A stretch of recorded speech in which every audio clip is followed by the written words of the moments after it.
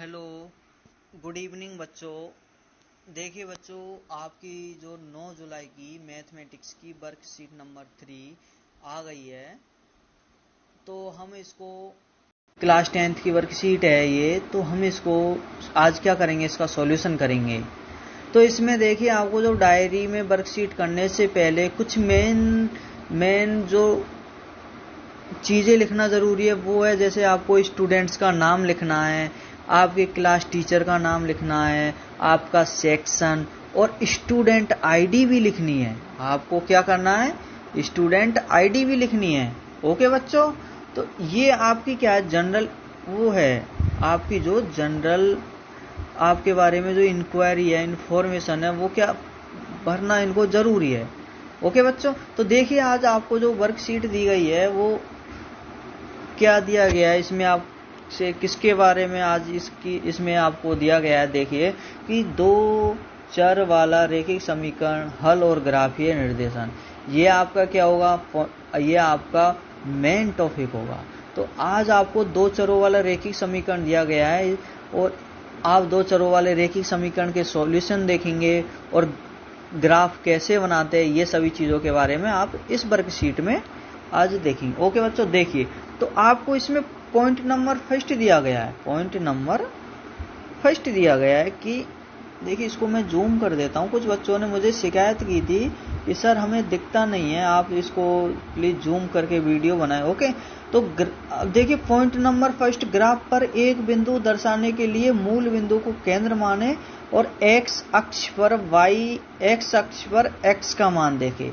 Okay, x अक्ष पर x का मान देखे और पॉइंट नंबर 2 फिर वाई अक्ष पर वाई का मान देखे, मतलब एक्स अक्ष पर एक्स का मान देखना है और वाई अक्ष पर वाई का मान देखना है। अभी मैं आपको बताऊंगा कि एक्स अक्ष कौन सा होता है और वाई अक्ष कौन सा होता है। पहले आप इसके कुछ पॉइंट देखिए कि एक्स अक्ष पर एक्स का मान देखना है, वाई अक्ष पर वाई का मान देखना है। अब देखिए पॉइंट नंबर 3, इन दोनों का प्रतिच्छेद बिंदु ही अपेक्षित बिंदु है। यदि जहां पर एक्स अक्ष और वाई अक्ष जिस बिंदु पर आपका क्या करेंगे, दोनों एक्स और वाई जिस बिंदु, सपोज ये आपका एक्स है और ये वाई है, दोनों जिस बिंदु पर आपका क्या कर रहे हैं, प्रतिच्छेद इस बिंदु पर कर रहे हैं, तो ये क्या होगा, आपका एक सॉल्यूशन होगा। ये बिंदु क्या होगा, आपका सॉल्यूशन होगा। ओके बच्चों, तो देखिए आपको 3 पॉइंट दिए गए थे, इनको आप ध्यान रखिए और फिर उसके बाद हम अब देखिए, अभी आपको इसमें उदाहरण दिए गए हैं। तो आपको देखिए सबसे पहले एक ग्राफ दिया गया है, तो हम इस ग्राफ को ही देख लेते हैं कि देखिए जो आपको जो एक ये लाइन दी गई है, ये क्या है, आपकी एक्स अक्ष है और जो और ये जो लाइन दी गई है ये आपका क्या है, वाई अक्ष है। तो जहां पर ये दोनों यहाँ पर क्या कर रही है, दोनों एक दूसरे को प्रतिच्छेद कर रही है। हाँ, जैसे तो जो प्रतिच्छेद जिस जगह पर कर रही है वो क्या है, इसका मूल बिंदु है। ये क्या है, इसका मूल बिंदु है। तो अभी देखिए जो मूल बिंदु है, तो इसके जो एक्स अक्ष, इधर की साइड में एक्स अक्ष की वैल्यू होगी और इधर की साइड में भी एक्स अक्ष की वैल्यू होगी, लेकिन इधर की साइड में एक्स की सारी वैल्यू कैसी होगी, पॉजिटिव होगी। देखिए एक्स जो मूल बिंदु है उसमें एक्स अक्ष के राइट साइड में सारी वैल्यू कैसी होगी, पॉजिटिव होगी, धनात्मक होगी, और जो लेफ्ट साइड बाएं हाथ की तरफ सारी वैल्यू कैसी होगी, ऋणात्मक होगी। ओके बच्चों, इस लाइन पर एक्स अक्ष के सारे मान प्लस वाले होंगे और इस पर सारे मान माइनस वाले होंगे। अब देखिए ये मूल बिंदु से जब हम ऊपर की ओर जाते हैं, ये पूरी लाइन आपकी वाई अक्ष है, तो ऊपर वाई अक्ष के सारे मान प्लस होंगे और नीचे सारे माइनस होंगे। वाई के सारे मान क्या होंगे, माइनस में होंगे। अब देखिए जो आपको ये ग्राफ दिया गया है, एक ग्राफ दिया गया है। देखो बच्चों, आप क्लास 10th में हो, आपको वीडियो देखनी है, लेकिन शॉर्ट फॉर्म में वीडियो मत देखो। आपको ये नहीं है, आपको सिर्फ वर्कशीट ही सॉल्यूशन नहीं करना है, आपको सिर्फ वर्कशीट का ही सॉल्यूशन नहीं करना है, आपको मैथमेटिक्स पर पकड़ करनी है, आपको गणित पर पकड़ करनी है अच्छे से। और आप इसलिए आपको प्रत्येक वर्कशीट को अच्छे से समझना है, उसमें क्या कहा गया है क्या नहीं कहा गया है। ऐसे आपको हजारों वीडियो मिलेगी यूट्यूब पर, हजारों सॉल्यूशन मिलेंगे एक वर्कशीट के, लेकिन जो टीचर अच्छे से समझा रहा है वहीं उसी वीडियो को देखें और उस चैनल को सब्सक्राइब कीजिए, क्योंकि आपको आगे से भी है उस टीचर के द्वारा ऐसी वीडियो मिलेगी जैसी उसने वीडियो बनाई है, जो बना रहा है। हो सकता है आपको कुछ वीडियो अच्छी नहीं लगे, लेकिन आप यदि आपको उनका समझाने का तरीका, जो आपको जिस लेवल से वो समझा रहा है वो तरीका अच्छा लग रहा है, तो आप कमेंट करके बोलिए। जैसे मैं वीडियो बना रहा हूँ, आप मेरी कमी मुझे बताइए कि सर आपने यहाँ पर ये कमी की है तो इसको और सुधारिए, ताकि हमें अच्छा सॉल्यूशन मिल सके। ओके बच्चों, ओके। तो अब देखिए, जो आपको ग्राफ दिया गया है, इसमें जो आपको ये एक्स अक्ष दिया गया है, ये वाई अक्ष दिया गया है, तो इनको जब ये दोनों एक दूसरे को काटते हैं तो आपके क्या बनते हैं, आपके 4 पार्ट बन जाते। एक पार्ट ये हो गया, एक पार्ट ये हो गया, ये और ये 4 पार्ट हो गए। तो इन 4 पार्ट होते हैं, तो इन्हें हम क्या बोलते हैं, इन्हें हम क्वाड्रेंट मतलब चतुर्थांश, इनको क्या बोलते हैं हम, चतुर्थांश। देखिए फर्स्ट चतुर्थांश यहाँ पर भी आपको बताया गया है, फर्स्ट चतुर्थांश, सेकंड चतुर्थांश, थर्ड चतुर्थांश, फोर्थ चतुर्थांश। इनमें आपको इनके सभी के अलग अलग क्या होते हैं, सभी में अलग अलग बिंदु होते हैं। जैसे फर्स्ट चतुर्थांश में जो आपको ये 2 पॉइंट दिए गए हैं, इसमें फर्स्ट पॉइंट आपका एक्स अक्ष के मान को बता रहा है। जो पहला प्लस पॉइंट है वो किसको बता रहा है, एक्स अक्ष के मान को। यदि जैसे आपको 2 बिंदु दिए गए, सपोज 1 1, तो ये जो पहला एक है यो आपका किसको बताएगा, ये एक्स अक्ष को बताएगा। ये आपका किसको बताएगा, एक्स अक्ष को बताएगा। और जो आपका ये दूसरा एक है, ये किसको बताएगा, ये आपका वाई अक्ष को बताएगा। ये किसके बिंदु को शो करेगा, ये वाई अक्ष के बिंदु को शो करेगा। ये किसको शो करेगा, ये आपके एक्स अक्ष के बिंदु को शो करेगा। ओके बच्चों, तो आपका जो फर्स्ट चतुर्थांश दिया गया है, इसमें दोनों वैल्यू क्या होगी, प्लस प्लस होगी, मतलब एक्स का बिंदु भी प्लस और वाई का बिंदु भी प्लस होगा।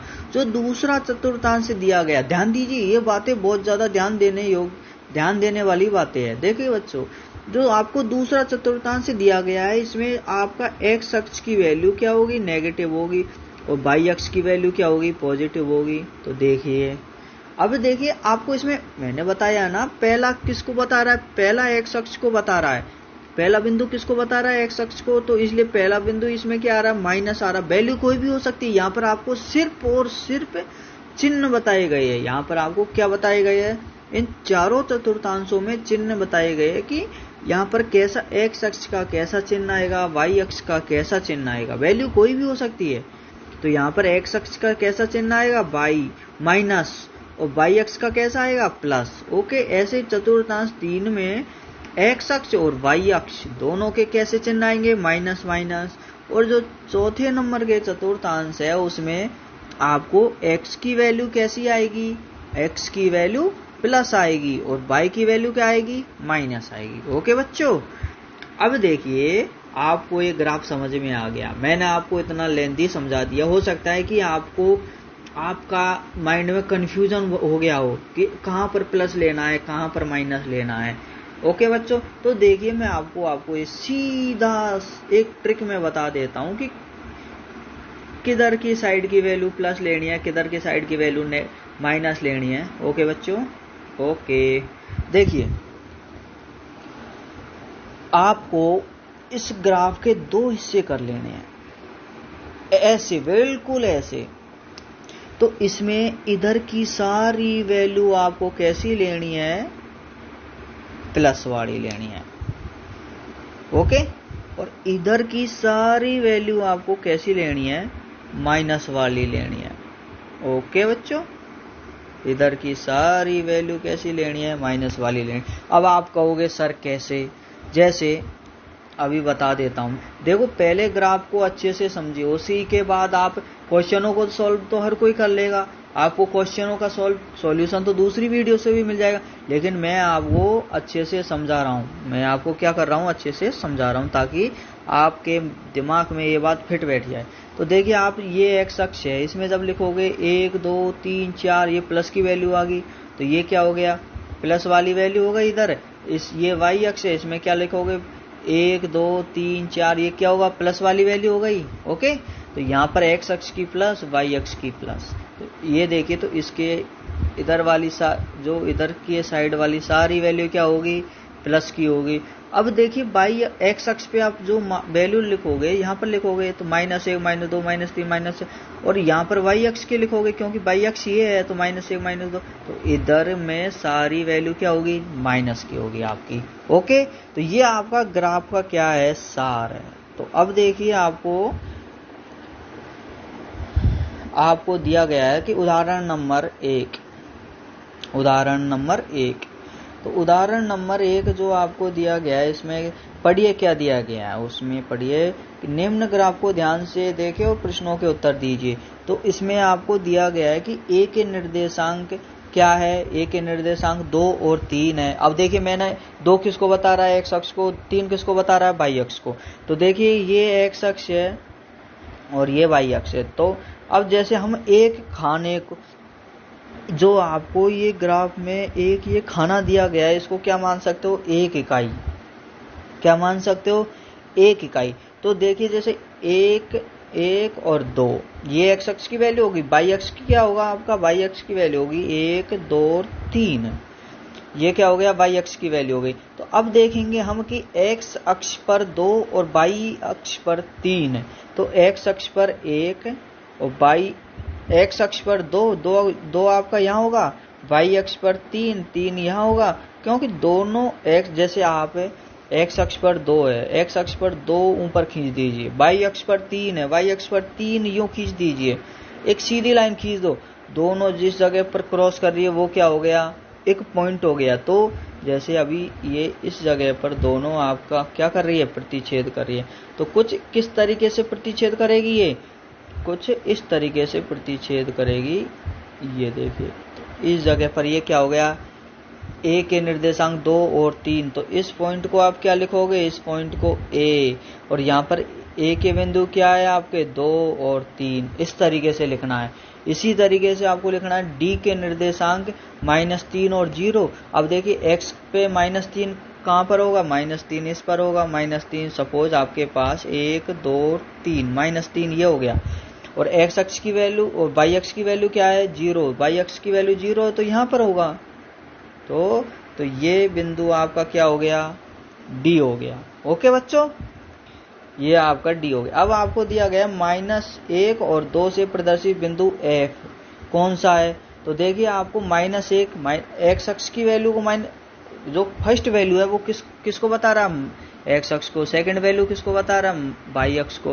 तो -1 आपका एक्स अक्ष है, -1 कहाँ होगा, यहाँ पर होगा, और दूसरा किसको बता रहा है, 2 को। तो वाई अक्ष की वैल्यू 2 कहाँ पर होगी, हाँ सॉरी बच्चों, एक्स अक्ष की जो -1 है वो यहाँ पर होगा, यहाँ पर नहीं होगा। ओके बच्चों, यहाँ पर -1 क्योंकि एक्स अक्ष का रेखा ये है तो एक्स अक्ष की सारी वैल्यू इस पर होगी, तो एक्स अक्ष का जो -1 वैल्यू है वो यहाँ पर होगा, वाई अक्ष का +2 आपको दिया गया, 2 यहाँ पर होगा, तो दोनों का जो मिलन पॉइंट होगा वो ये हो जाएगा। ओके बच्चों, अब देखिए जो निर्देशांक 3, -3 वाला बिंदु जी है, तो एक्स अक्ष पर 3, एक्स अक्ष पर सपोज 1 2 3, और वाई अक्ष पर -3, वाई अक्ष की सारी वैल्यू कहाँ होगी, यहाँ पर माइनस वाली होगी, तो 1 2 और 3, तो वाई अक्ष की 3 और एक्स अक्ष की 3,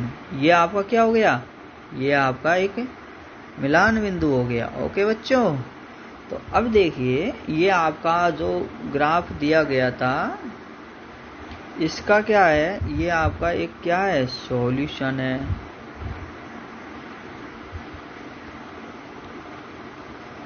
अब देखिए उदाहरण आपको एक समझ में आ गया। उदाहरण 2,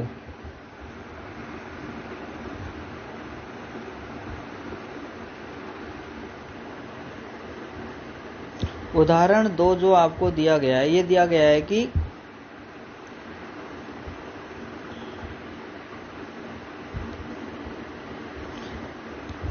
बिंदु ए के क्या है 3,-1, बी की वैल्यू क्या है -5,0, सी के निर्देशांक क्या है 3,4.5 और डी के निर्देशांक क्या -1,6 को ई के निर्देशांक क्या है -2.5 और -1.5 ग्राफ पर दर्शाइए। तो मतलब A B C D E आपको 5 बिंदु दिए गए हैं। इन सभी बिंदुओं को आपको कहाँ पर बताना है, ग्राफ पर दर्शाना है। तो देखिए सबसे पहले क्या करेंगे हम, तो आपको ए में क्या दिया गया है, ए के निर्देशांक देखिए बच्चों, ये हम इसको जूम कर लेते हैं और अब देखिए ए के निर्देशांक क्या दिए गए हैं 3,-1, तो एक्स अक्ष पर 3, वाई अक्ष पर -1, एक्स अक्ष पे यहाँ पर आपका क्या होगा 1 2 3 और वाई अक्ष की वैल्यू यहाँ पर होगी, एक्स अक्ष की यहाँ पर होगी। तो वाई अक्ष की वैल्यू इधर ऊपर प्लस होगी, इधर माइनस होगी, तो -1 यहाँ पर होगी और +3 यहाँ पर होगी। तो इस बिंदु पर आपका क्या होगा, मिला क्रॉस पॉइंट होगा। ओके, तो यहाँ पर आपका क्या हो गया 3,-a और अब देखिए b की वैल्यू आपको क्या दी गई -5,0, एक्स अक्ष की -5, तो 1 2 3 4 5, y की वैल्यू क्या है 0 का मतलब है कि वो बिंदु हॉरिजॉन्टल लाइन, मतलब वो बिंदु उसी लाइन पर है। यदि एक्स अक्ष का है तो एक्स अक्ष की लाइन पर, वाई अक्ष का है तो वाई अक्ष की लाइन पर। जैसे वाई अक्ष का ये बिंदु है तो ये मूल बिंदु पर ही होगा 0, क्योंकि 0 तो यहाँ से स्टार्ट हो रहा है ना मूल बिंदु से, इसलिए ये बिंदु इसी रेखा पर होगा। तो आपको सिर्फ एक्स अक्ष की वैल्यू देखनी है -5, तो ये -5 इस जगह पर इसका प्रतिच्छेद बिंदु होगा।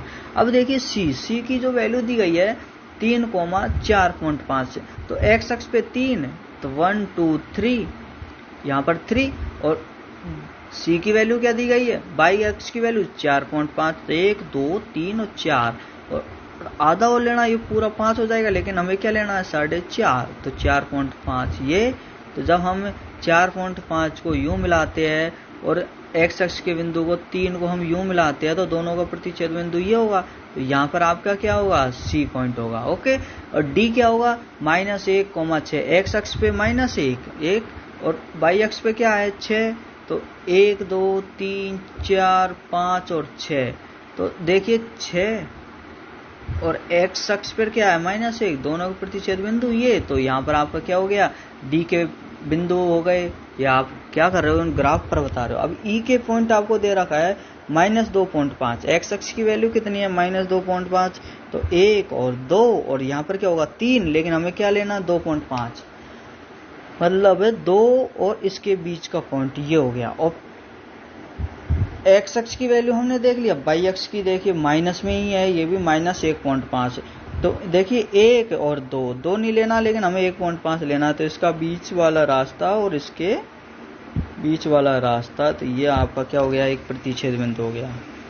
ओके बच्चों, तो ये देखिए आपके जो ग्राफ नंबर 2 आपने समझ लिया। अब आपको ये दिया गया है एक अलग से पॉइंट कि एक रैखिक समीकरण के अपरिमित रूप से अनेक हल होते हैं। मतलब एक लीनियर इक्वेशन दी गई है, जैसे आपको 2x + 3y = 5, तो इसके अपरिमित रूप से क्या होते हैं अनेक हल होते हैं। मतलब इस रैखिक समीकरण के आपको अनेक सॉल्यूशन प्राप्त होंगे, अनेक हल प्राप्त होंगे, एक नहीं अनेक, इन्फिनाइट अनंत हल होंगे। तो एक्स अक्ष को अलग अलग मान देकर हम वाई अक्ष के संगत मान प्राप्त कर सकते हैं। इस प्रकार से प्राप्त x, y दिए गए रैखिक समीकरण का एक हल है। ओके बच्चों, तो ये हो गया आपका पॉइंट। अब देखिए आपको एक दूसरा पॉइंट और दिया गया है। अब इसको और देखिए ये क्या कहना चाह रहा है। मान लीजिए ए बी और सी वास्तविक संख्याएं है, मतलब ए बी सी आपके क्या है रियल नंबर वास्तविक संख्याएं है।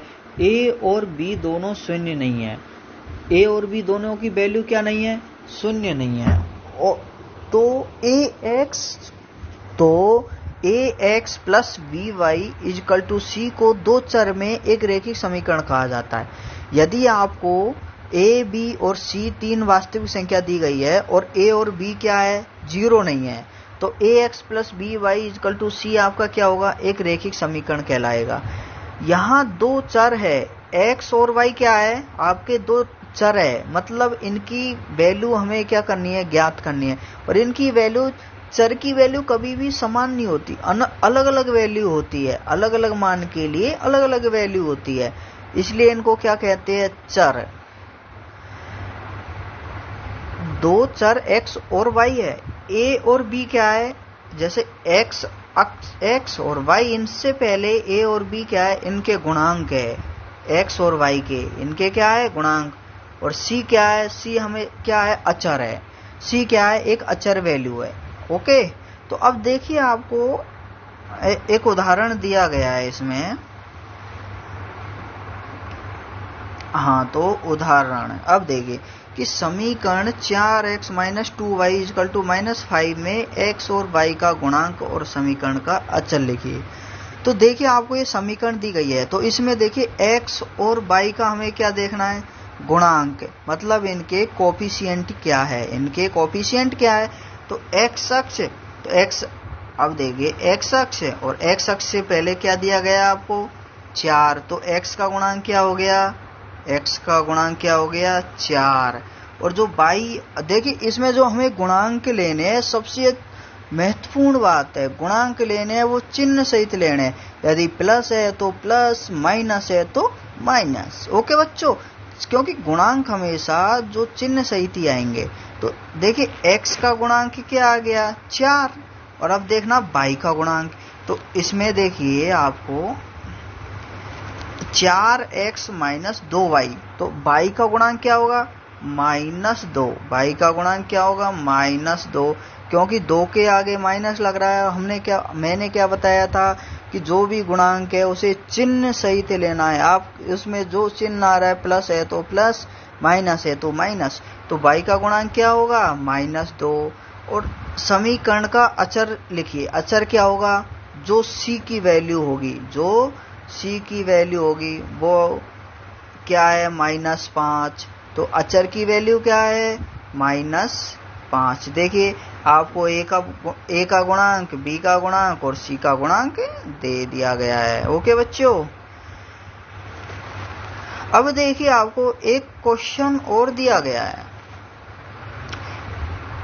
ये आपको एक बिंदु जिसका x निर्देशांक और y निर्देशांक समीकरण ax plus by equal to c को संतुष्ट करता है, समीकरण का हल कहलाता है। मतलब यदि आपको एक इक्वेशन दे दी जाए, suppose ax plus by equal to c एक समीकरण है, और यदि x और y का आपको कोई एक बिंदु दिया जाए जो ax plus by equal to c समीकरण को संतुष्ट करता है, तो वो क्या कहलाएगा, वो समीकरण का एक हल कहलाएगा।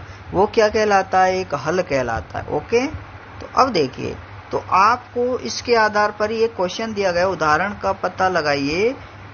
उदाहरण पता लगाइए कि 0,-1/2 समीकरण 3x minus 2y equal to 1 का हल है या नहीं। तो अभी देखो, अभी आपको ऊपर एक ये थ्योरी समझाई गई है, इसी के आधार पर आपको क्या दे दिया गया है, एक उदाहरण दे दिया गया है। तो आपको ये आपकी समीकरण है 3x minus 2y equal to -1 equal to +1, sorry -1 नहीं है, 3x minus 2y equal to 1। तो ये आपको एक समीकरण दी गई है और इसके क्या बिंदु दिए गए हैं, 0,-1/2। अब आपको देखना है कि इस समीकरण का ये हल है या नहीं है। हल कब होगा, आप जो x की वैल्यू क्या है 0, y की वैल्यू क्या है -1/2। तो इस समीकरण में x की वैल्यू 0 और y की वैल्यू -1/2 रखेंगे, तो 3x माइनस 2y में x और जब y की वैल्यू रखेंगे तो वो किसके बराबर आनी चाहिए, वो 1 के बराबर आनी चाहिए। वो किसके बराबर आनी चाहिए, वो 1 के बराबर आनी चाहिए, क्योंकि बराबर में आपको क्या दे रखा है, 1। तो देखिए, देखो इसमें हल दिया गया है, x इक्वल टू 0 और y इक्वल टू -1/2 का मान 3x माइनस 2y जो आपको ये समीकरण दी गई है में रखने पर, तो इसमें जब x की वैल्यू 0 रखोगे तो 3 गुणा 0 करोगे तो 0, और माइनस जब -2 और y की वैल्यू क्या दी गई है -1/2। तो देखिए माइनस में आपको जो यहाँ पर -1/2 ये माइनस और ये माइनस क्या हो जाएगा आपका प्लस, और ये 1/2 है तो 2 से 2 कट जाएगा, तो ये क्या आएगा 0 + 1 इक्वल टू, ये क्या आएगा आपका 0 + 1 इक्वल टू 1। तो 1 और 1 क्या है, दोनों जगह वैल्यू बराबर है, तो दोनों बराबर है, तो LHS इक्वल टू RHS, मतलब यह हल इस समीकरण का है। ओके, अब देखिए, अब आपको कुछ क्वेश्चन दिए गए हैं, ये आपको अपने आप से करने हैं। ओके बच्चों, जैसे मैं आपको एक बार पढ़ के सुना देता हूं। क्वेश्चन नंबर फर्स्ट कि P 4,0 Q 4,4 R 0,4 को ग्राफ पर दर्शाइए। OPP QR और OR को मिलाइए, प्राप्त आकृति का प्रकार लिखिए। मतलब ये आपको बिंदु दिए गए हैं और ये आपको जब बिंदु पॉइंटों को आप जब मिलाते हो तो आपको किस प्रकार की आकृति प्राप्त होगी, ये लिखनी है। क्वेश्चन नंबर 2, पता लगाइए कि -2,1 समीकरण 2x + 3y = -1 का हल है या नहीं। क्वेश्चन सेम अभी जो क्वेश्चन करवाया उस जैसा ही है, इस समीकरण का हल है या नहीं। क्वेश्चन नंबर 3, समीकरण -7x + 2y - 15 = 0 का अचर क्या है। अचर क्या है, अभी जैसा आपको मैंने बताया था, अभी क्या बताया था कि जो 7x माइनस है ये क्या है, ये दोनों चर पद है, तो इसमें ये x का गुणांक है, ये y का गुणांक है। जो आपका ये -15 है, ये क्या है अचर, तो अचर क्या है -15। ओके बच्चों, तो अचर क्या है -15। अभी क्वेश्चन नंबर 4, एक रेखिक समीकरण के कितने हल होते हैं।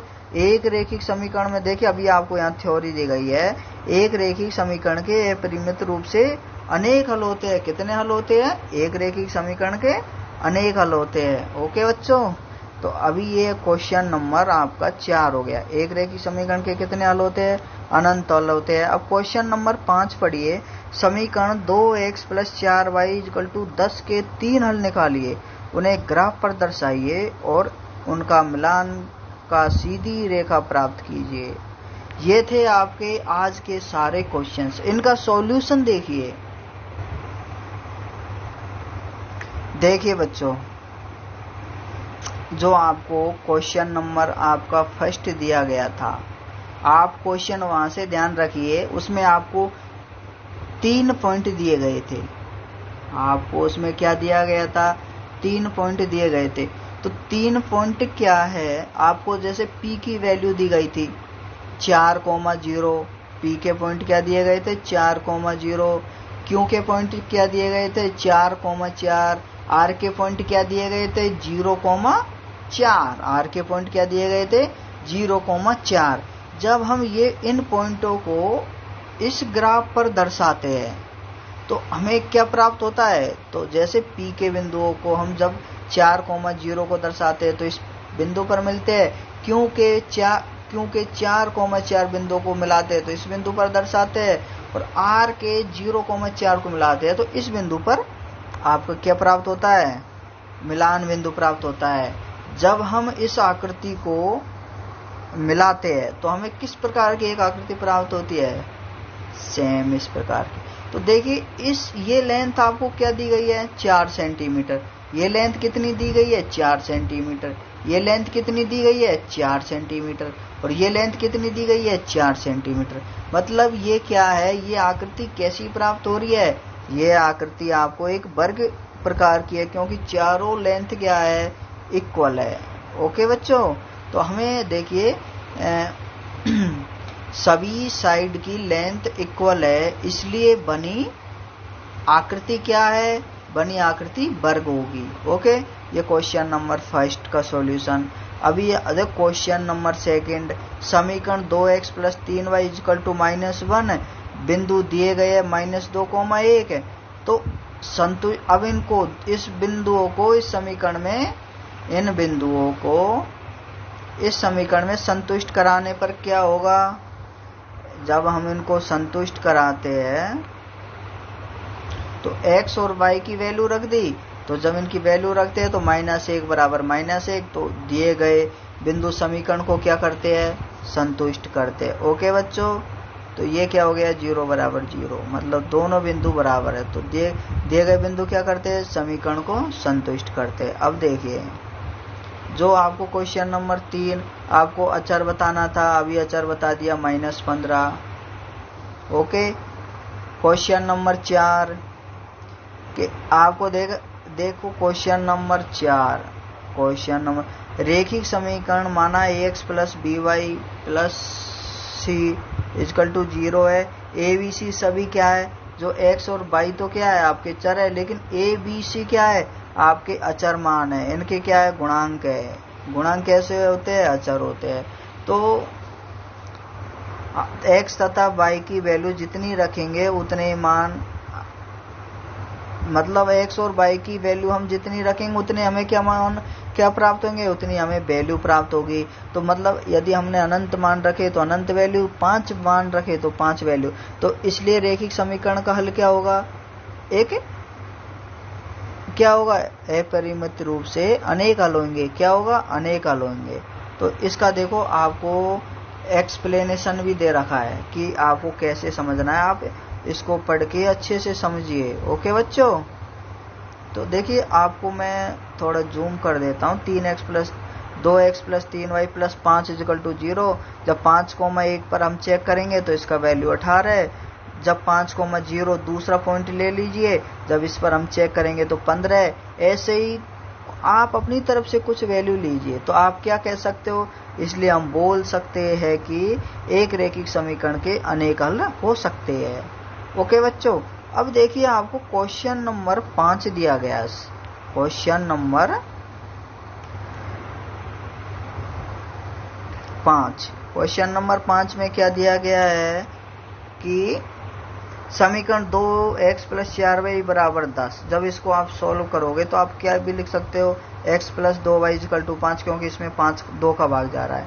तो जब सोल्व करके ये लिख लिया तो माना समीकरण के 3 हल निम्न बिंदुओं पर होंगे। तो हमें क्वेश्चन में बोला गया है कि इस समीकरण के 3 हल निकालिए। तो 3 हल कौन कौन से होंगे ये देखिए। तो सबसे पहले आपको केस फर्स्ट देखिए, इसमें दिया गया है जो आपको x plus 2y equal to 5, x plus 2y case 3 दिए गए। तो केस फर्स्ट में आपको एक पॉइंट लेना, केस सेकंड में दूसरा बिंदु, केस 3 में तीसरा बिंदु लेना है और आपके क्या जाएंगे। अब देखिए x plus 2y equal to 5 आपकी क्या थी, इक्वेशन थी। जब x बराबर 2 आप इस इक्वेशन में रखते हो, x बराबर 2 इस इक्वेशन में रखते हो,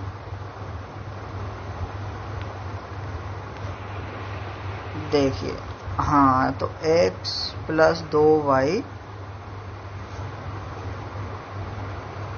सॉरी x बराबर 3। हाँ ओके बच्चों, देखो ये मेरे से गलती हो गई थी, मैंने ध्यान नहीं दिया था। और अभी आपको मैं बता रहा हूँ x बराबर 2 नहीं है, इस जगह पर x बराबर आप 3 रखिए, क्योंकि जब x बराबर 2 रखेंगे तो जो आपकी y की वैल्यू 1 आनी चाहिए थी वो नहीं आएगी। आप जैसे यदि 2 भी रखोगे तो 2 गुणा 2 करोगे तो प्लस 4y इक्वल टू 10। तो जब आप इसको हल करोगे तो आपकी क्या वैल्यू आएगी, तो इसमें आपकी y बराबर 4 जब 10 में से घटाएंगे तो आपके पास 6। तो जब आपकी यहाँ पर y की वैल्यू क्या आ जाएगी, y की वैल्यू इसमें 3/2 आएगी। तो आपको 3/2 को हम 1.5 लिख सकते हैं, 1.5 लिख सकते हैं। तो ये आपकी केस फर्स्ट में x बराबर 2 पर आएगी। तो मैंने इसको 3 समझ के सॉल्यूशन कर दिया था। या तो आप ऐसा कीजिए कि जो आपको x की वैल्यू यहाँ पर 3 ले लीजिए, जब यहाँ पर 3 करोगे तो x y की वैल्यू 1 आएगी। तो अब यहाँ पर यदि आपने 3 लिया है तो यहाँ पर भी आप, सॉरी बच्चों, 3 ही लिख लीजिए। तो x की वैल्यू 3 लेने पर y की वैल्यू 1 आ जाएगी, और x की वैल्यू 5 लेने पर y की वैल्यू 0, और x की वैल्यू 1 लेने पर y की वैल्यू 2। ये आपको देखो केस में इसमें दिया गया है कि y बराबर 0, तो y बराबर 0, तो ये पॉइंट आपका 0, तो x की वैल्यू 5। और केस 3 में आपको x बराबर 1 लोगे तो y की वैल्यू 2 आ जाएगी। तो आपका क्या हो गए पॉइंट, यदि फर्स्ट केस के बिंदु यदि x की वैल्यू 3 लेंगे तो y की वैल्यू 1 है, ओके। और यदि केस सेकंड में y की वैल्यू यदि आप 0 लोगे तो x की वैल्यू क्या आएगी 5।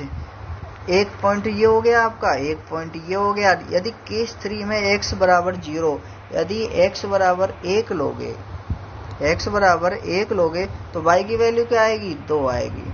देखिए बच्चों, मैंने एक चीज आपको गलत बता दी कि इसमें y बराबर 0 पर -2x प्लस 4y, ये वैल्यू आपकी सही है, लेकिन ये पॉइंट मैंने आपको थोड़ा सा बाई मिस्टेक गलत समझा दिया, क्योंकि आपको देखिए y की वैल्यू 0 है और x की वैल्यू क्या आ रही है 5, तो आप 0,5 नहीं लिखेंगे, क्योंकि पहले हम किसको लिखते हैं x अक्ष को, x की वैल्यू क्या है 5, तो कोमा y की वैल्यू 0, तो ये पॉइंट आएगा ना कि 0,5। ओके बच्चों, तो ये था आपका वर्कशीट नंबर 3 का सॉल्यूशन। और आपको देखिए मेरा यूट्यूब चैनल आपको दिया गया है, आप राज मैथमेटिक्स, तो इसको आप क्या कीजिए सब्सक्राइब कर लीजिए और अपने दोस्तों को भी बताइए कि इस यूट्यूब चैनल को सब्सक्राइब करें, वीडियो देखें और शेयर करें इसको। ओके।